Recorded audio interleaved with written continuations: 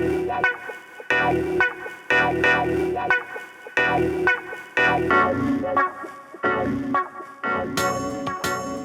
welcome to the Friendly Enema Show. I'm Kyron, and my co-host isn't with me today, but I do have a special guest, Dr. Kyron Tamar, and we would like to talk to you about cannabis. So, I'm going to spend a little time giving you a background, or Dr. Tamar is going to tell you a little background about him and how he got interested in cannabis and what it does, and we'll go from there. If you remember, I made some references to cannabis in our promo, and it was a critical part of my healing process from cancer, and I'd like to share with others what it did and why I think others should be interested and should consider it. So thank you for joining us, and thank you, Dr. Tamar. It's been my pleasure, Karen. Thank you for having me. A little background, I'm a graduate of Lincoln University, the oldest historical black college university in the nation. I went to medical school at Downstate Medical Center in Brooklyn, and I did my training at Maimonides Medical Center, Coney Island Hospital in Brooklyn. I've been in practice 38 years, and get straight to the point, I've been using cannabis most of my adult life. Nice. And of course, this is a different day, but over the last 5 years, I begin to study it more closely. I live in Florida, where medical cannabis is legal. And back in 2016, when medical marijuana was approved, I took the first course. Nice. There was more science then, now it's more policy, but I became a cannabis certifying doctor about a year ago. And throughout this period, I have studied cannabis going back 12,000 years. I've studied the political, economic, historical, the social justice issues surrounding cannabis, and we'll talk about that as time goes by. But cannabis is a medicine that's been used all over the world for 12,000 years by every culture, every region of the country, except Antarctica and Antarctica, where cannabis cannot grow. It grows all over the world. That's why they call it weed, because it grows like a weed all over the world. But the only continent that cannabis cannot be found is Antarctica and Antarctica. Every part of the world and all peoples have used cannabis for thousands of years for religious purposes, spiritual celebrations, and most importantly, for medicinal reasons. Yes, I appreciate and value that you have so much knowledge about the plant and not only what it does currently and all the energy surrounding it, but what it's been used for and how it's been used historically. And I think one of the things that I struggled with when I was considering cannabis was some of the negativity around the use of the plant and the incarceration of black and brown people in particular for the sale of it. And so it was kind of taboo. But because of people like you and others, I just learned that there was so much more to it, and I appreciated that it's natural, that it has so many healing properties. I believe it's a gift from God, and so I wanted to use it.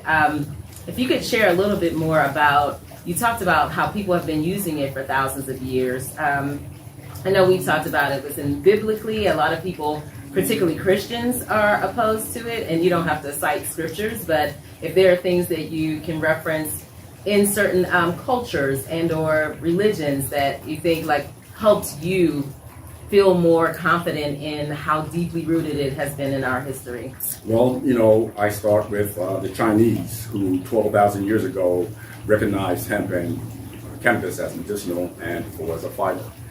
And the Chinese, of course, have ancient medicines. Acupuncture is thousands of years old, and cannabis has been used along with acupuncture since 12,000 years ago. The Chinese are the oldest, but it moved to Egypt 5,000 years ago. They called it Shemshemet. And the Egyptians took it to a whole nother level holistically because they had the papyrus, they could write. So they documented cannabis paralyzes tumors. Cannabis helps with burning uterus, endometriosis. Cannabis helps with movement disorders, epilepsy, Parkinson's disease, multiple sclerosis, myasthenia gravis, seizures. Cannabis helps with anxiety, mood disorders, depression. In India, Ayurvedic medicine doctors use cannabis. They call it ganja. And they worship a religious, mythical religious figure, Shiva. And under her sculpture, God's gift to mankind. It's in the Bible, it's in the Quran, it's in the Torah, it's in ancient Buddhist writings, ancient Hindu writings. Every culture, every ancient culture throughout Europe, Asia, the Middle East, the Far East, the Middle East, all throughout South America, all throughout America, North Americas, on every continent, cannabis has been used for three reasons: medicinal, spiritual celebrations, and religious celebrations. So thank you for sharing so much about the background and the history. That's really helpful and important, especially for me to have heard and learned about what cannabis does and what it has been doing over the years. I'd like to cut to the chase, at least for how it came into my life, and that was because I was diagnosed with cancer. I had heard about its benefits and how it could help both with cancer treatments if you were going through chemo, etc. But I used it in a natural approach. As you know, you were a very integral part of my healing process and life, and have been. And so I would just like to share with others what cannabis does, particularly as it relates to cancer. And then we can talk about some of the larger benefits. But I know a lot of people are thinking, like, I have cancer, she's mentioned it, how can it help? Well, let me go back to one of the things I said earlier, in that the Egyptians documented the benefits of cannabis, and they wrote down cannabis paralyzes tumors. It not only paralyzes tumors, it shrinks tumors. It prolongs remissions, and in some cases can cure cancer, and it does it by two ways. One is called apoptosis, apoptosis, apoptosis. This is a way where the endocannabinoid system in our bodies, which is what God put us into our bodies to help us stay relaxed and at peace, the endocannabinoid system, responsible for homeostasis, induces cell death. The receptors, once stimulated by cannabis, initiate cell death, where the nucleus of the cell, the cancer cell, begins to break up. It initiates apoptosis, breaking up of the genetic material in the nucleus, which is what's responsible for cancer's spreading. Because cancer cells grow, they invade, they spread. And the apoptosis actually induces cell death. So the nucleus destroys itself, and therefore the genetic material cannot be transmitted. That's from within. And then cancer cells, as you know, grow very fast, they metastasize, and they need a really adequate blood supply, adequate oxygen supply to grow, invade, and spread. The endocannabinoid system, once stimulated with cannabis, induces inhibition of angiogenesis. Angio means vessel, genesis means beginning. As the cancer requires more blood to spread, invade, and metastasize, cannabis induces stopping, interruption of the blood supply. So it kills it from without and from within by apoptosis to induce cell death and cutting off the blood supply so the cancer dies without any damage to surrounding tissues, like with radiations and with chemotherapy. And if I may add, cannabis can be used with Western medicine to help people get through cancer, through the anxiety, the pain, the appetite issues, the sleep issues, the pain issues. Right. And it's going to help the healing process. Yes. And so cannabis, in a most unique way, paralyzes tumors, prolongs remissions, and in many cases can cure cancers. And these are facts going back thousands of years. Wow, it's interesting that even though I used cannabis and had heard that it would help, just hearing you explain that part, the cell death, the cutting off the blood supply to the cancer cells, and most importantly, well, not most importantly, but not doing damage to the other organs and tissues surrounding. Just hearing that just makes me feel even more strongly about helping other people have access to this, particularly for cancer, but also we know it helps with so many other diseases and issues and of that sort. And so I just am enlightened, even though I feel like I already knew it. I'm sitting here struck by the level of clarity, and you've studied so much and you've become a student of the work and of the plant, so to speak, and I just really appreciate your knowledge. What are some of the other key things that that cannabis does that the average person should really consider it for, that we struggle with in our day-to-day, and that it could be helpful? What are some of those things? Well, let me say this first. We are living in unprecedented times today. Isolating, we're in a pandemic. There's a lot of anxiety. There's a lot of depression because there's a lot of uncertainty about the future. Yeah. Cannabis helps with anxiety, depression, sleep, pain, irritable bowel syndrome, inflammatory bowel disease, seizures, HIV, AIDS, multiple sclerosis, Lou Gehrig's disease, multiple sclerosis. There are at least 30 or 40 or so conditions on our list. Migraines, dysmenorrhea, which means heavy, painful menstrual periods, menorrhagia, heavy menstrual bleeding, polyendometriosis. I know people with all of those, including myself. I'm like, yes. So one thing I'll make note of is that I feel like I'm getting the benefits for some of the other things because you've instructed me to like keep this entourage effect of, even though I've been healed from cancer and cannabis was a part of that, to really keep it in my system so that it can continue to do the work, continue to ward off cancer cells, continue to block that blood supply. And so I appreciate that. I want to take a quick cut to, I'm thinking how I'm saying, like, I want to continue to use it, how there are some viewers and people who think, like, isn't that habit forming?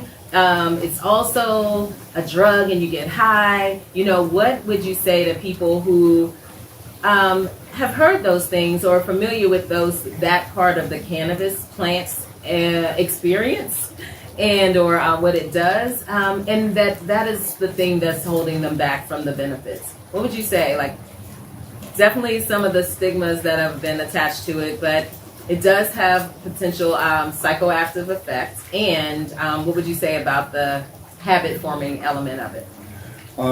Cannabis was placed on Schedule 1 50 years ago. Schedule 1 drugs are illegal. And Schedule 1 includes marijuana, LSD, crack, heroin, ecstasy, angel dust, quaaludes, methamphetamines, peyote, and cannabis is at the top. So people have been programmed, bamboozled, hoodwinked into thinking that cannabis is a gateway drug to all those other dangerous, highly addictive drugs. That is not the case.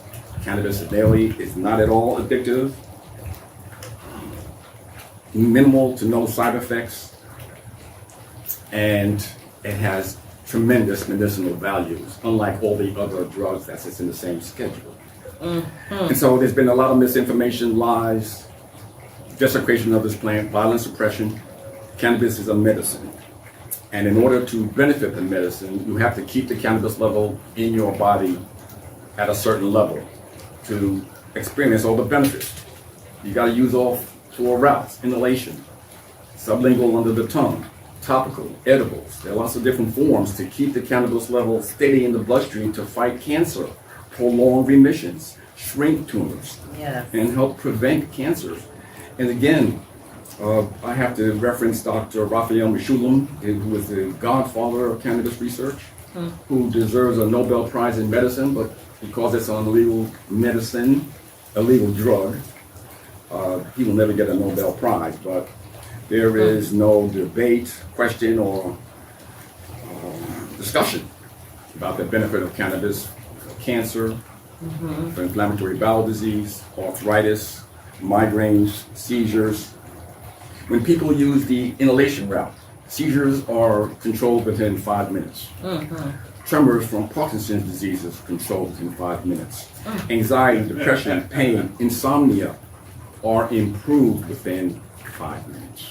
But you got to keep the cannabis level, followed by sublingual, topical, edibles, again at night, inhalation, and then edibles to keep the cannabis level steady to fight cancer, suppress inflammation, prevent infection, relieve anxiety, and all the other multiple conditions. Right. Because disease is an inflammation. Aging is an inflammation. Debility is an inflammation. Disease is an inflammation. You have to suppress the inflammatory response. When you go to grocery stores, you see high in antioxidants. Yes. It's the same thing. High in anti-inflammatory agents. It's the same thing. Antioxidants and anti-inflammatory agents that causes diseases. So cannabis suppresses inflammation, along with the terpenes and all the other parts of the plant. So when you use all those routes, you're using all the parts of the plant, because entourage effect states the sum of all parts of the plant have a greater impact than any individual component. That's why CBD by itself is worthless. CBD by itself is worthless. We'll have to do more on that one later, because you see CBD signs everywhere, and because it doesn't contain the THC or the others that are psychoactive in nature. I guess people gravitate to it. They want relief.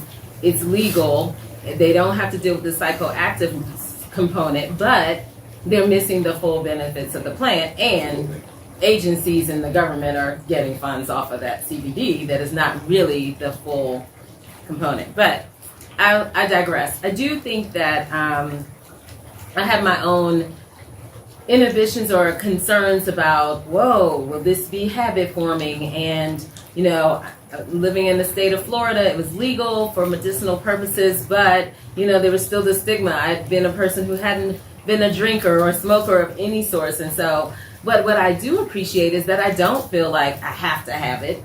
I know I'm supposed to take it, and so I do so. I haven't had any negative side effects. It has not been a habit that has been formed. I have worked through the psychoactive, but it's really more like chill and relax versus like I'm hallucinating or anything of that nature. And so I would just really encourage people who have allowed those things to hold them back from really experiencing true health and healing to open up your minds and consider what man has put in place that is stopping us from what God has ultimately desired for us. And so I just really want to stress that and do your research, but don't just listen to what has been said by the government or by laws. You have to obey the laws, I get that, but about what the plant really does and how it can be used to help in all the areas that you want. One of the last things I want to mention, you've talked before about, and you just touched on some of the criminalization associated with cannabis, and you and I have spoken on a number of occasions about the MORE Act, and I wanted to just give you a chance to share a little bit about what it is, and then what your hopes are as it relates to that. Karen, this is extraordinarily apropos that you cover this moment, because today, December 5th, is 5 months since May 5th. Thank you. Today is 5 months since passage of the MORE Act.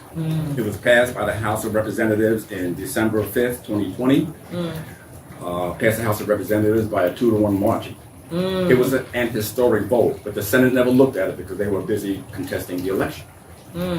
But the MORE Act is going to come shortly, because Senator Chuck Schumer, celebrating New York legalizing cannabis a month ago Friday, said on Monday, a month ago, said he's going to bring up the MORE Act to the Senate with or without fight. The MORE Act, M.O., Marijuana Organization. Marijuana Organization removes cannabis from Schedule 1, where it has sat for the last 50 years. That was the final nail on the coffin to keep cannabis illegal. It replaced the Marijuana Tax Act of 1937, which was the first law to criminalize cannabis. So it's 84 years, but 50 years ago, Richard Nixon put cannabis on Schedule 1. The MORE Act removes it from Schedule 1. The greatest impact would be on our military personnel. The impact is immeasurable. It means retired and active military members can get cannabis from VA hospitals and VA clinics for free, because it will no longer be on Schedule 1. It will no longer be illegal. Yes, and so many of them suffer from PTSD, which cannabis can help, and just so many other things having their experiences, in addition to what the rest of us experience. But our military officers and veterans have really done a lot and seen a lot that cannabis could help them with, right? And they have experienced a lot. And they have a PTSD from things that we don't even want to imagine. Yes. And there's no debate, there's no discussion, there's no argument about the benefit of cannabis in treating PTSD. It would mean that employees of the federal government, employees at organizations, industries, businesses, will no longer have to be worried about cannabis being found in their urine because it will no longer be illegal. Expungement. Anybody arrested, charged, or convicted for cannabis possession will have their sentences expunged without cost to the individual. That's huge. Or reinvestment. Whew. Those that have had their sentences expunged and others that are interested will qualify for Small Business Administration loans, grants, and fellowships.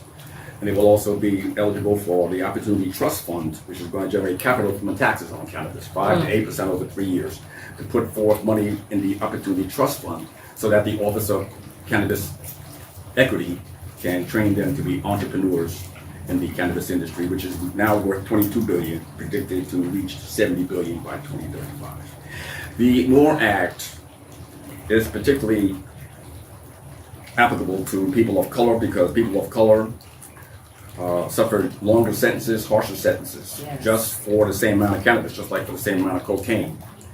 The MORE Act reverses the discrimination and the war on drugs that gave people sentences for the same cannabis that I'm giving, that you're getting, and I'm getting, or anybody else is getting through our clinics. People are in jail for the same amount of cannabis. And I know some of them, yes. And so we got to pay attention to the MORE Act. We have to look at the people who are going to vote against it. I will tell you that Democratic Senator Gene Sheehan from New Hampshire and Democratic Senator John Hester are going to vote against the MORE Act. But we know that they're going to vote against it because Big Pharma and the private prison industry don't want to see this happen because it's going to be bad for the stockholders and the private prison owners and Big Pharma should the MORE Act pass. But 68% of Americans want cannabis legalized.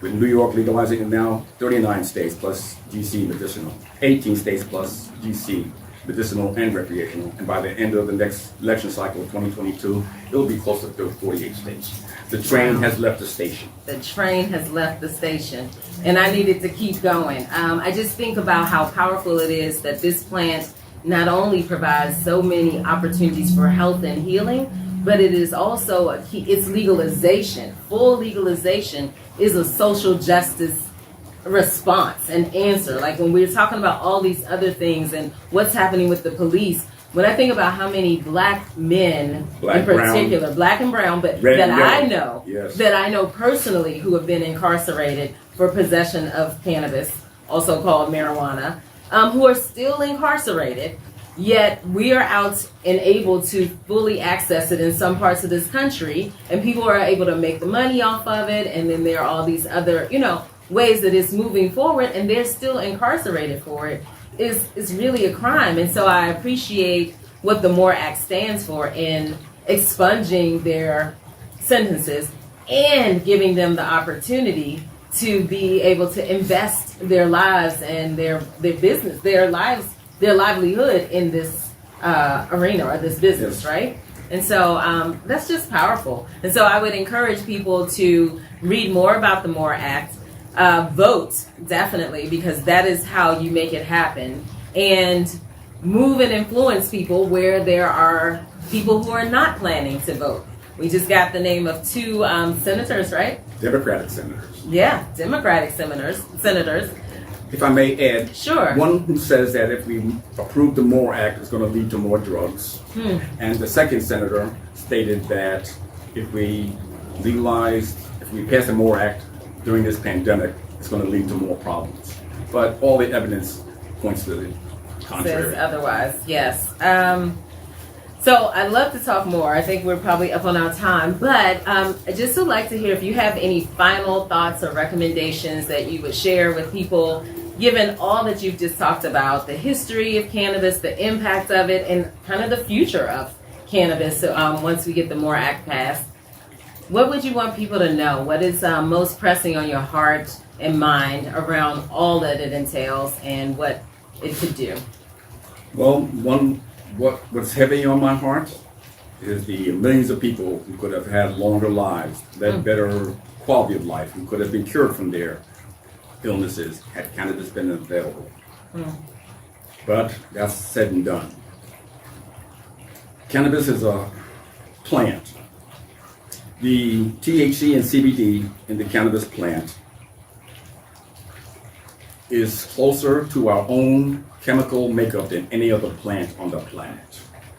CBD and THC resemble the anandamide and 2-AG in our bodies produced by the endocannabinoid system. Anandamide is in chocolate. So this plant is a miracle plant, and God put it here for us. So when you are looking at cannabis, forget all the history that you've heard from the government and from hearsay. It is not a drug. It is a medicine. It is not a drug. It is a medicine. It is a medicine. And the healing properties are unmatched.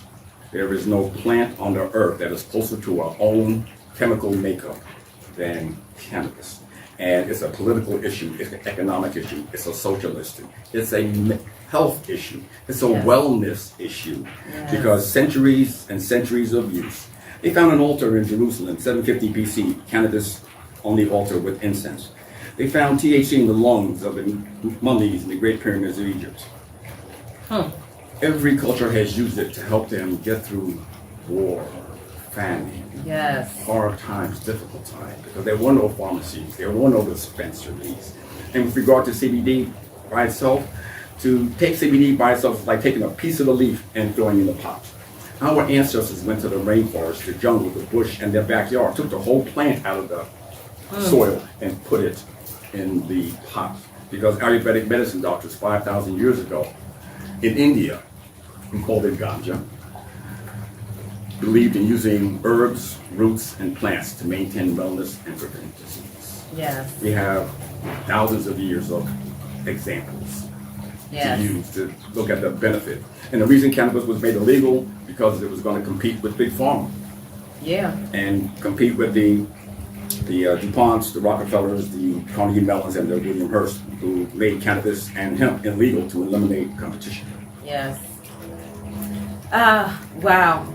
There's so many other things. I think you said so many powerful things. What really struck me when you first responded was how many lives could have been saved had they chosen to use the plant.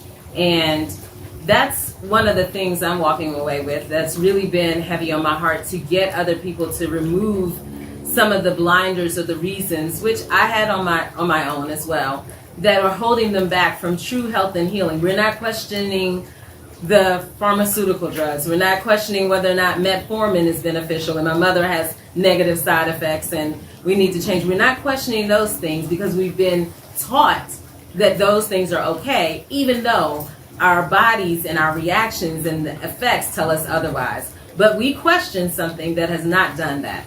And so I just want people to open up their minds, because I believe that there's so many who could be, those medicines have their space and place, but cannabis rules and reigns in so many ways. And so I just encourage people to learn more and consider it if you really want true health and healing.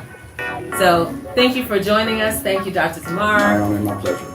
I look forward to engaging with you all. Please like, comment, and subscribe. And thank you for joining us on the Friendly Enema Show.